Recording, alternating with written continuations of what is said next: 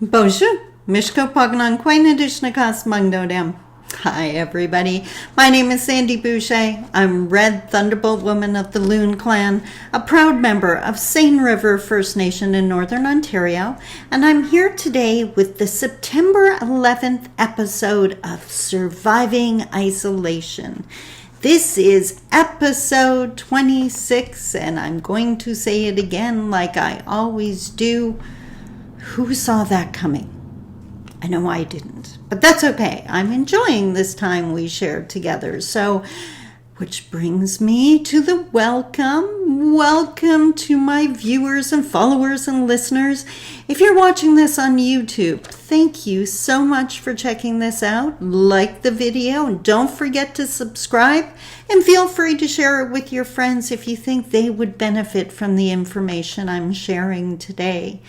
And if you're watching this on Shaw's Spotlight, thank you so much once again for welcoming me into your home. I never take that for granted. So, again, we've done our welcome. Before we jump into this week's theme, I really want to ask, how are you doing? The mental health check-in is so incredibly important in my mind. I think we should be doing mental health check-ins on our friends and family members, our seniors, our teenagers, our young children.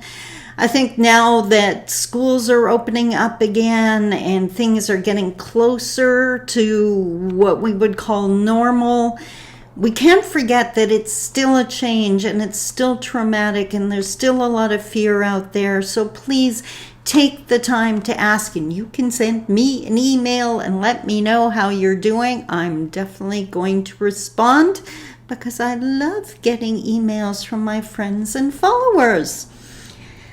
Statistics wise, we know the drill here. I didn't even have to look up the dates today. It's just emblazoned in my brain.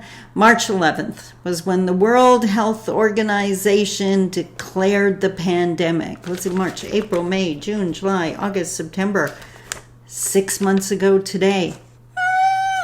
Okay, 183 days ago. Now, as far as I'm concerned, I've changed the statistic a little bit because I'm really not isolating, although I guess by some standards I am. I still don't go shopping. I still don't go hang out with friends. But it was March 13th when I did my last live event. And that's when, for me, as a motivational speaker who made my living on live public events, that's when my life really changed. So March 13th was my last live event. Trust me, I will be screaming from the rooftops when I get to do a live event again. You'll be the first to know. 181 days ago. So, the theme for today's show is actually productivity. Because I think productivity has really changed thanks to self-isolation, the pandemic, and just all the processes and mechanisms we put in place to try to keep each other safe. No longer are people doing their to-do list because they're afraid the boss is going to walk in and yell at them for not getting their work done. Instead, self-motivation has become a huge requirement of our day job. We have to be able to self-motivate and get the work done and make it through the day and get those tasks done. And for some people, like me, as a motivational speaker, that's pretty easy. I've always been self-motivated, which is why I'm self-employed. I don't need someone cracking the whip to get me to do things. I do things because I enjoy them. But for other people, maybe not as easy, maybe not as much. So I thought, I get asked all the time, how do you get so much done in a day? And I've always been asked that, even before I started my own business, when I was in nonprofit management. How do you do that? How do you get so much done? The other thing I get asked all the time is, how can you be so happy all the time? Like, it's annoying. Okay, they may not say the second part. They think the second part. Some people do. But how do you do it? So I thought, you know what? I sat down with a pen and paper the other day when I was thinking about this show, and I thought, you know what? I'm going to write down, if I wanted to give advice and help someone to have a productive day, so at the end of the day they felt absolutely no guilt about relaxing and taking their downtime because they got everything done, which is basically my evenings, what would I tell them? And this is, I came up with 5 points that I wanted to share with you. So the first one, I know, unfortunately, a lot of people watching this, listening to this, are going to just dismiss it. And that's why I made it number 1, because I personally think I could not be me, and I could not be successful to the level I am, and I could not be happy without this step. This is essential.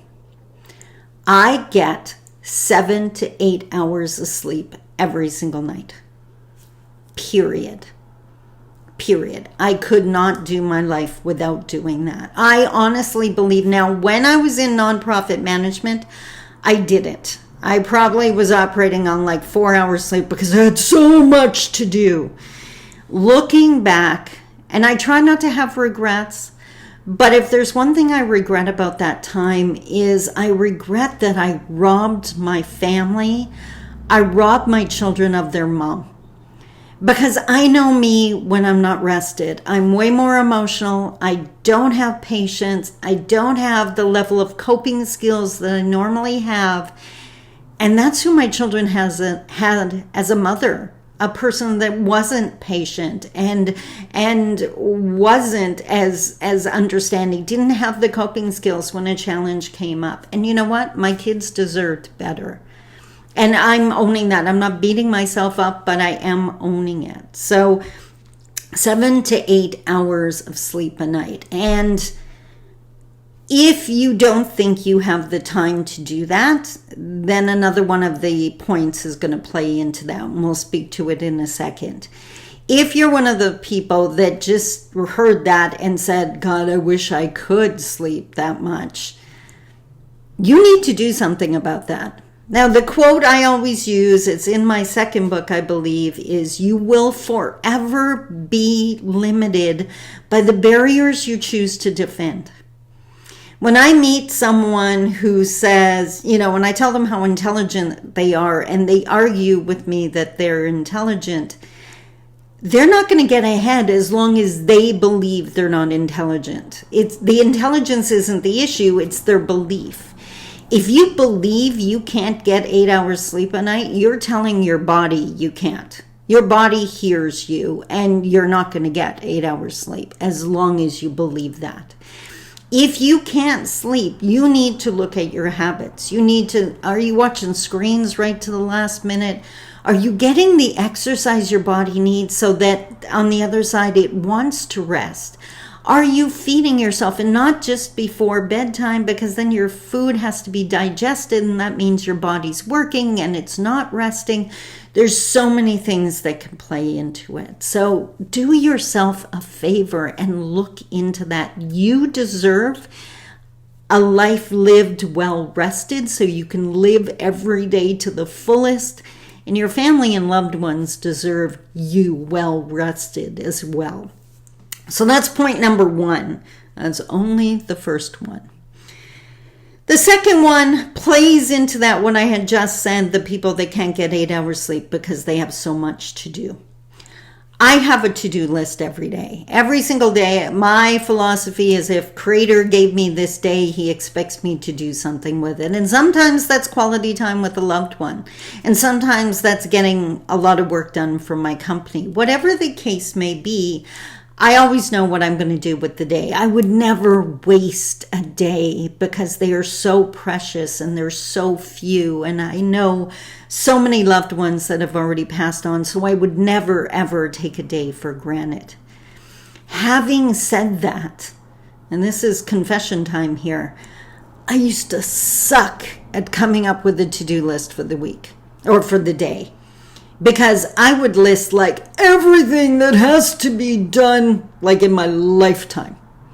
I would have like 52 things on my list, and I wondered why I was frustrated and exhausted. Now I have 5 or 6 things that need to be done in a given day. And yes, changing the kitty litter has been on my list if it's a priority, because sometimes it is. Let's get real here. And if I'm super busy, maybe I didn't remember, so it's got to go on the list. Just being honest here. But 5 or 6 things, like today, shooting this episode was high on my priority list. That had to be done. I had to answer some very important emails. I had to do my blog post this morning. I had to record my morning message. Those things don't take a lot of time, but they're important and have to be done. So make sure your list is realistic. The other thing I do now that I didn't do before is if something comes up that I have to do, I will assign it a day. I will realize, okay, I can't get to that today, but I'm going to do that tomorrow afternoon, or I'm going to do that next Wednesday because I know I have a quiet day. But then I don't need to stress about, oh my God, I have to get that done because I've set aside time to do it. I've taken control of the situation.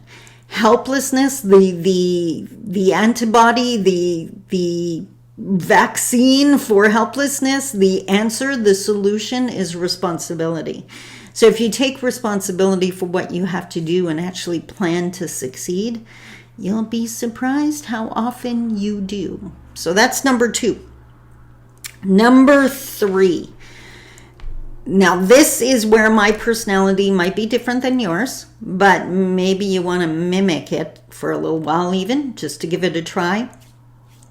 I am, quote unquote, the worst procrastinator in the world. I do not put things off. I cannot rest or relax if I know something was supposed to be done today. So when I come up with that realistic list, first I know I'm rested. I come up with a realistic list and then I get it done. And then I have zero guilt and I can totally enjoy a relaxing evening because I know I've honored the day. And I've honored Creator and I've honored my ancestors and I can just relax guilt-free.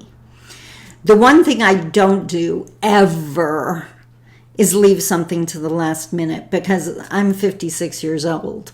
I've learned the hard way, if you don't leave time for life to happen, it's gonna take you out at the knees. So, for example, I will get ready like an hour before a meeting. Like yesterday, I had trouble logging into a meeting and I couldn't get in for the longest time. But because I was logging in early, I had the time to deal with that crisis and it wasn't an issue by the end. I had enough time to fix it. If I have to be somewhere at a certain time, I'm going to leave early in case of traffic, in case of weather, in case something's wrong with my car. Whatever the case may be, I allow time for life to happen.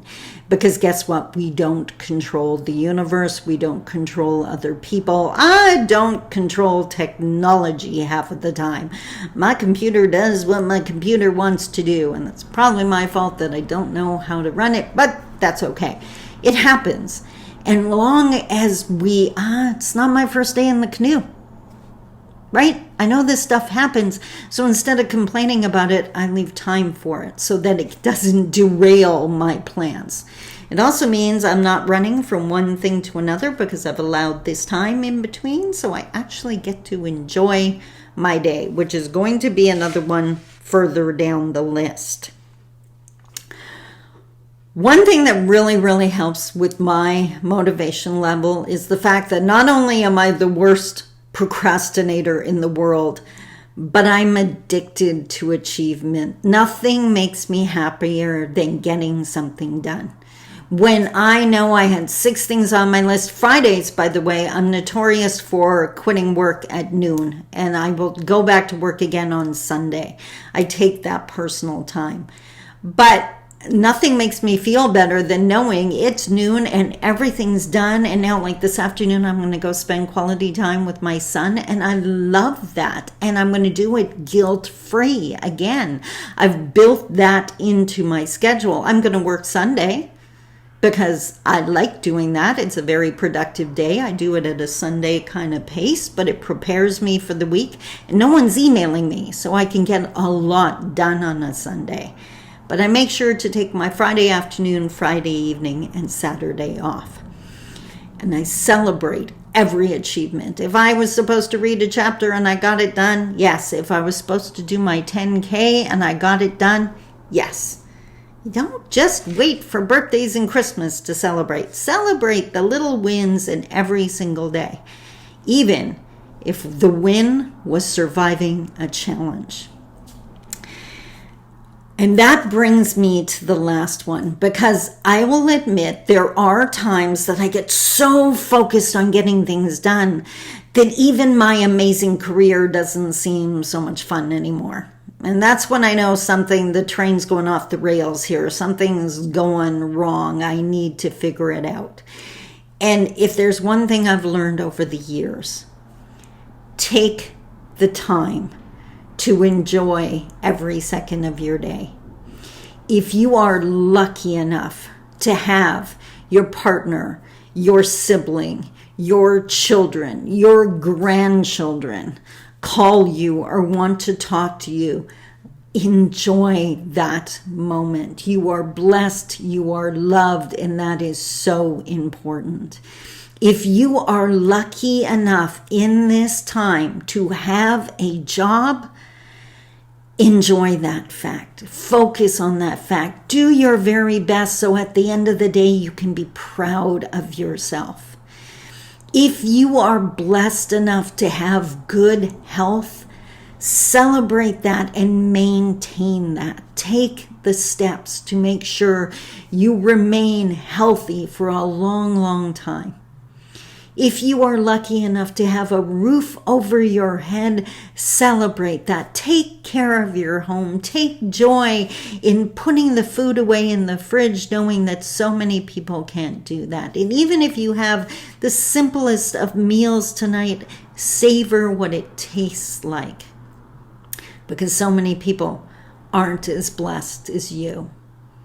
Savor every single moment. I can get so busy that instead of remembering that I'm so lucky that I got hired to do this and I get to work with these people and I'm so blessed to be able to help them find their own success and happiness, I can get so busy with so many projects on the go that I forget to do that. And that's when I rob myself of joy. I can't blame that on anyone else. I signed up for those contracts and I created the products and I was proud of what I created.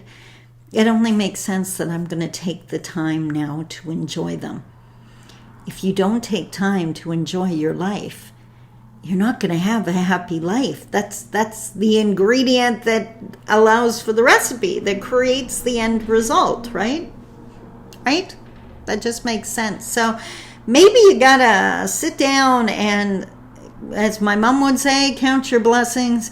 And if you find that difficult, well, then you better count them twice. And what she meant by that is if you are struggling to list off the things that you're grateful for, that's a heads up from Creator that you really need to take the time to do that. That you are forgetting your blessings. And I'm not talking about bragging about them. Humility is one of our sacred teachings for you. To say thank you to Creator, God, higher power, Dr. Phil, Oprah, I don't care who you pray to or who guides you. But just make sure to take the time to appreciate everything you have.